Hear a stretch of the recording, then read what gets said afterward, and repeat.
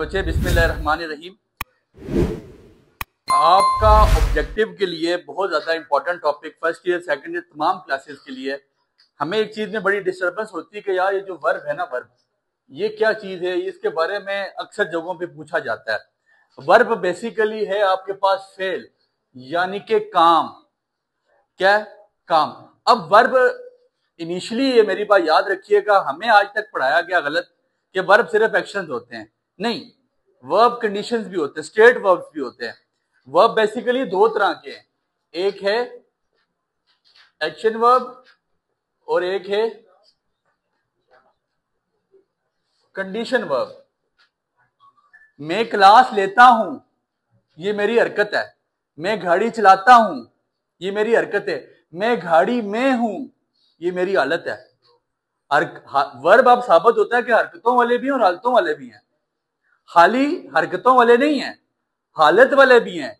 मैं क्लास लेता हूं, ये मेरी हरकत है, और मैं क्लास में हूं, ये मेरी। अली गाड़ी चलाता है, हरकत। अली गाड़ी में है।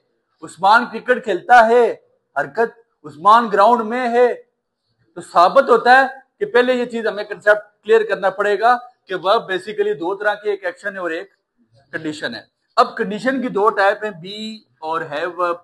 दैट्स मीन कि बी, मैं क्लास में हूं, आई एम इन क्लास, मेरे पास क्लास है, आई हैव क्लास। ये बेसिकली आपके पास कंडीशन है। इसके लिए हमारे एक प्रॉपर लेक्चर जो हमने टेंसेस के लेक्चर कराया हुआ, उसमें इसको हमने डीप में लेके गए में वहां समझाया हुआ है। बट अभी आपके पास समझाने की बात इतनी कि वर्ब दो तरह के एक्शन है और आपके पास कंडीशन है। एक होती है एक्शन जिसमें आप कोई हरकत बता रहे होते हैं, और एक होती है हालत जिसमें आप बता रहे होते हैं अपनी किसी हालत के बारे में। आई एम इन क्लास, मैं क्लास में हूं। जरा मेरी बात पर गौर कीजिएगा। अब आपके पास दो वर्ब्स जो मुतवातर पूछे जाते हैं, लाजमी पूछे जाते हैं, एक है इंट्रांजिटिव वर्ब और एक है ट्रांजिटिव वर्ब। बच्चे सादी सी मिसाल बताऊंगा, कोई लंबी कहानी नहीं। इंट्रांजिटिव वर्ब ऐसे तमाम वर्ब जिनको अपने साथ ऑब्जेक्ट की जरूरत, जो ऑब्जेक्ट के बगैर भी मतलब समझा सकें। ही रन्स, वो भागता है। क्या माइंड में आ रहा है? यार कोई लड़का होगा, भागेगा कहां? जमीन पे भाग रहा होगा, फर्श पे भाग रहा होगा। दैट मीन्स कि जो ही रन्स है ना, ये रन्स क्या है यहाँ पे? Intransitive verb. इसको ऑब्जेक्ट की जरूरत, ये मैं लिखूं he runs on the ground, फिर भी बात ठीक है, लेकिन लिखने की जरूरत। ऐसे तमाम वर्ब जिनको ऑब्जेक्ट की जरूरत, जो ऑब्जेक्ट के बगैर अपना काम मुकम्मल कर सकें। देखे ना, वो भागता है। बारिश होती है, इट रेन्स। अब आप बोले बारिश तो आसमान से ही होती है ना सर। आपका माइंड क्लियर हो रहा है। जुमला वो होता है जहां पे बात समझाने वाले को समझ आ जाए, समझाने वाला समझा सके, सुनने वाला समझ जाए। ये जुमला बन रहा है, इट रेन्स, बारिश होती है। सर दिमाग बन रहा है जी, बारिश कहां से होगी? आसमान से ही ना। तो there is no need to write, जहां पे आप स्काई लिखने की जरूरत। ऐसे तमाम वर्ब जिनको अपने साथ वर्ब ऑब्जेक्ट की जरूरत ना पड़े, वो कौन से?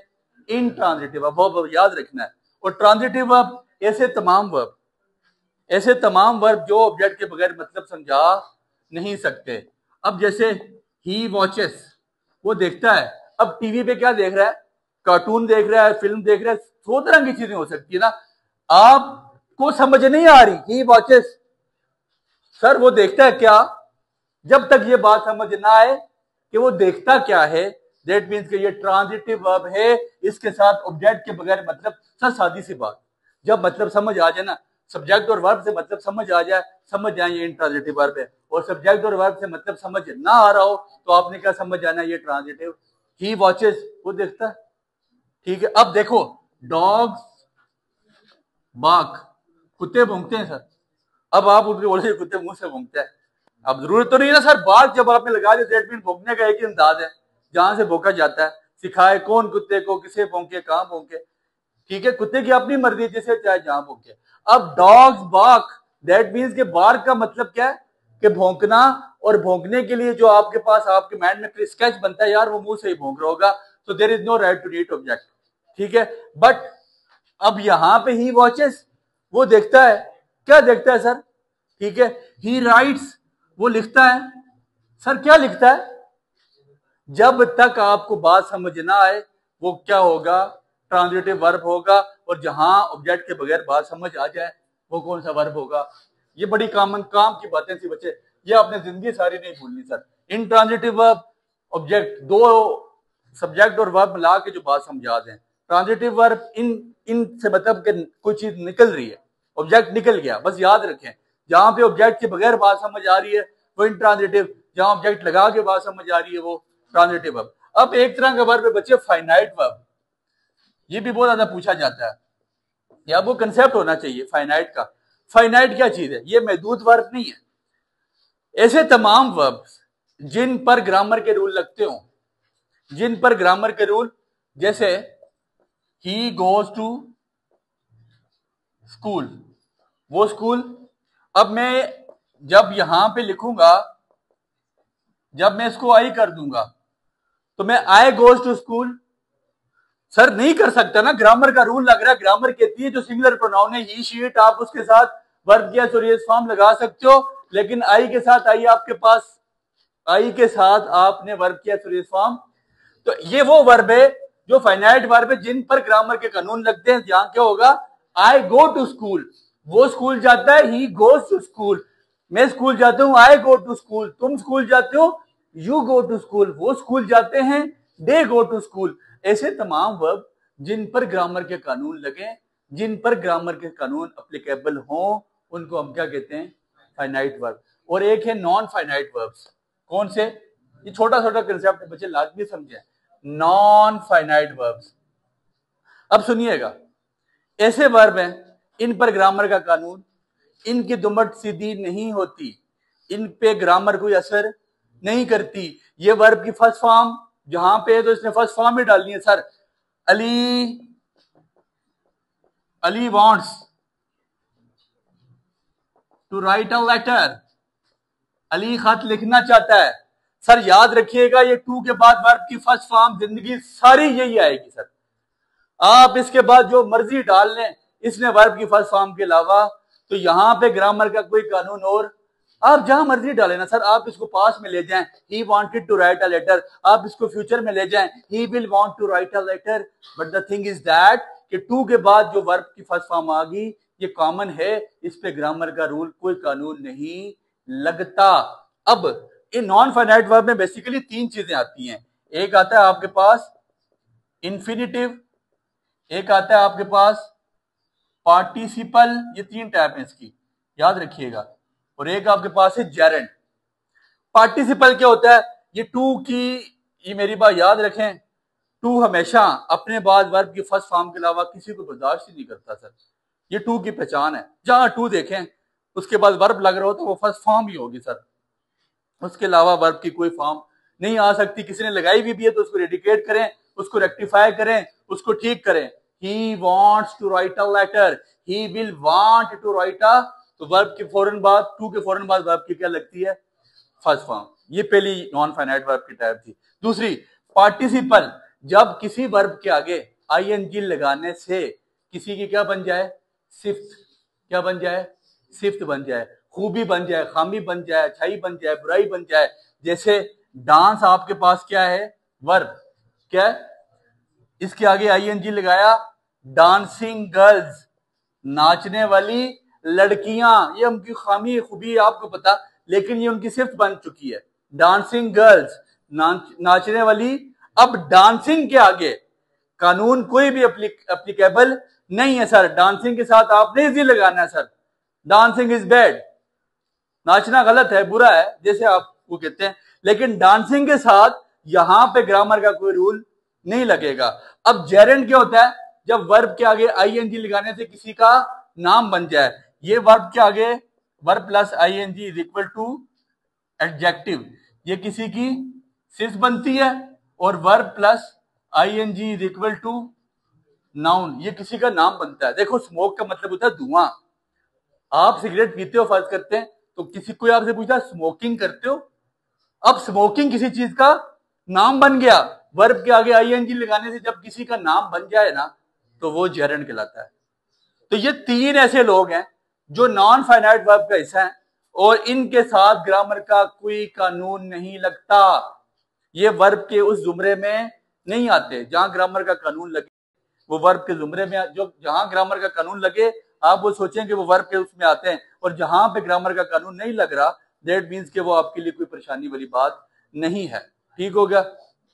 अब आपके पास दो तरह के वर्ब और आपने माइंड में रखने हैं, रेगुलर वर्ब और इर्रेगुलर वर्ब। रेगुलर वर्ब बस आखिरी एक क्लोज हो रहा है बच्चे, ये आपके पास ऑब्जेक्टिव में बहुत दफा पूछा जाता है। रेगुलर वर्ब क्या है? इसको मेरी जुबान में ना वीक वर्ब भी कहते हैं, मैं इसको वीक वर्ब पढ़ता हूं। क्यों? सुनिएगा। ऐसे तमाम वर्ब जो अपनी सेकंड फॉर्म या थर्ड फॉर्म बनाने के लिए डी या ईडी का इस्तेमाल करें, ऐसे तमाम वर्ब जो अपनी सेकंड या थर्ड फॉर्म बनाने के लिए डी या ईडी का इस्तेमाल करें उनको क्या कहते हैं? रेगुलर वर्ब या वीक वर्ब। जैसे वॉक, सेकंड फॉर्म क्या बनेगी? Walked, walked. ठीक है, first second third, past participle बन गया वॉक्ड। सेकंड फॉर्म और थर्ड फॉर्म के लिए क्या लगाया? वर्ब के आगे ई डी या ईडी का इस्तेमाल। ये वीक वर्ब होते हैं, इनमें इतनी सख्त होती ही नहीं है कि ये अपने अंदर तब्दीली कर सकें। अब जितने भी वर्ब हैं, अभी मैंने वॉच लिखा, वॉच, वॉच्ड, वॉच्ड, ये कौन सा वर्ब कहलाएगा सर? कभी आ जाए याद रखें, जहां पे डी और ईडी का इस्तेमाल हुआ हो दैट मीन्स वो कौन सा वर्ब है? Regular verb. और जहां पर इर्रेगुलर वर्ब जो अपने अंदरूनी वॉल के अंदर तब्दीली करके अपनी सेकंड या थर्ड फॉर्म बना दें, जैसे गो, वेंट, गॉन। ठीक हो गया। Do, did, done. Do O change होके आई में आया, तो ये वॉल्स में तब्दीली हो रही है। और बेसिकली इर्रेगुलर वर्ब आपके पास कौन से वर्ब होते हैं?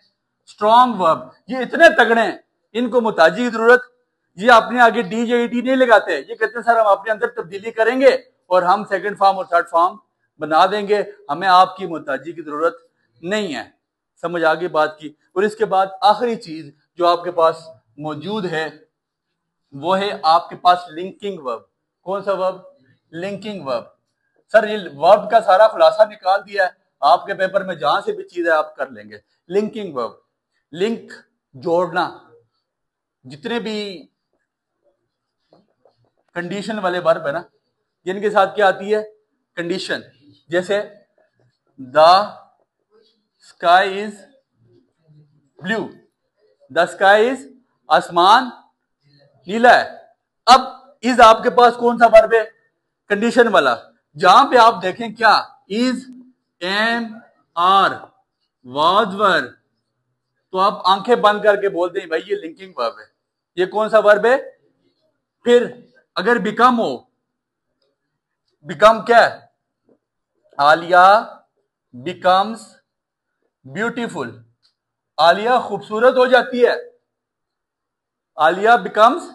अब ऐसा ये वो वर्ब है, ये लिंक क्या कर रहा है कि ये सब्जेक्ट, ये आपके पास लिंकिंग वर्ब और ये आपके पास एडजेक्टिव बन रहा है। देखें जहां पे किसी चीज की सिफ्त बन रही है वो लाजमी लिंकिंग वर्ब होगा। ठीक है, बिकम हो गया, सीम्स हो गया, seems, it seems to be good, अच्छा नजर आ रहा है। तो लिंकिंग वर्ब क्या है? बेसिकली इसके साथ किसी की सिफ्त बन रही होती है, सिफ्त बन रही होती है। तो ये तमाम खुलासा था उन वर्ब्स का जो आपके लिए पेपर पॉइंट ऑफ व्यू से मोस्ट इंपॉर्टेंट चीजें हैं। इनको लाजमी सुने, सीखें, तैयार करें, दुआ में याद रखिएगा।